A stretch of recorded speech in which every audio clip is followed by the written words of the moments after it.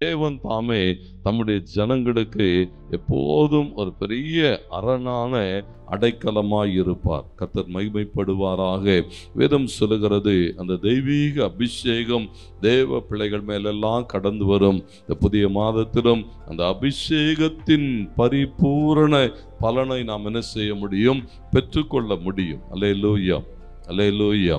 ஆண்டவர் மகிமைப்படுவாராக. நல்லா கவனிங்க, அந்த தெய்வீக அபிஷேகத்தினுடைய பூரண பலன் ஒவ்வொரு நாளும் ஆண்டவர் தம்முடைய பிள்ளைகளுடைய வாழ்விலே அந்த பூரண பலனை அனுப்புகிறார்.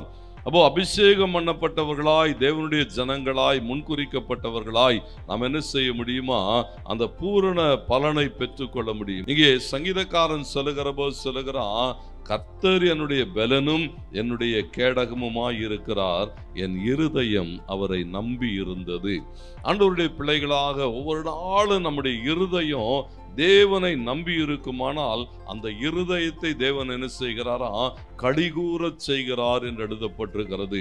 இருதயத்தில் ஒரு பெரிய மகிழ்ச்சி, இருதயத்தில் ஒரு பெரிய சந்தோஷம் எப்போது உண்டாகிறதுன்னு சொன்னா, எப்பொழுதெல்லாம் நீங்கள் தேவனை நம்பி இருக்கிறீர்களோ அப்பொழுதெல்லாம் என்ன செய்யப்படுகிறதா? அந்த இருதயத்திலே ஒரு பெரும் மகிழ்ச்சி. இருதயத்திலே நீங்கள் தேவனை நம்புகிற போது, நம்முடைய இருதயம் தேவனை நம்பி இருக்கிற போது ஆண்டவர் என்ன செய்கிறாரா?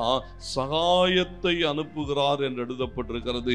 கர்த்தருக்கு மகிமை உண்டாகட்டும். சகாயம் பெறுகிற போது ஒரு பெரிய சந்தோஷம். அல்லேலூயா, ஆண்டவருக்கு மகிமை உண்டாகட்டும். பாருங்க, இங்கே சொல்லப்பட்டிருக்கிறது, தேவன் என்னுடைய பலனும் என்னுடைய கேடகமுமாய் இருக்கிறார்.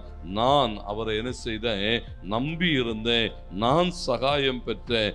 என்னுடைய இருதயம் களி கூறுகிறது. என் பாட்டினால் அவரை துதிப்பேன். அல்லேலூயா. ஒவ்வொரு நாளும் தேவனிடத்திலிருந்து ஒன்றை பெற்றுக்கொள்ளுகிற போது ஆண்டவருக்கு நாம் என்ன செய்ய வேண்டி இருக்கிறதா? நன்றி உள்ளவர்களாக. இந்த புதிய மாதத்திலே தேவன் உங்களை பலப்படுத்துவார். எல்லா காரியங்களிலும் அந்த தேவ பலன் என்ன செய்யுமா? கடந்து வரும்.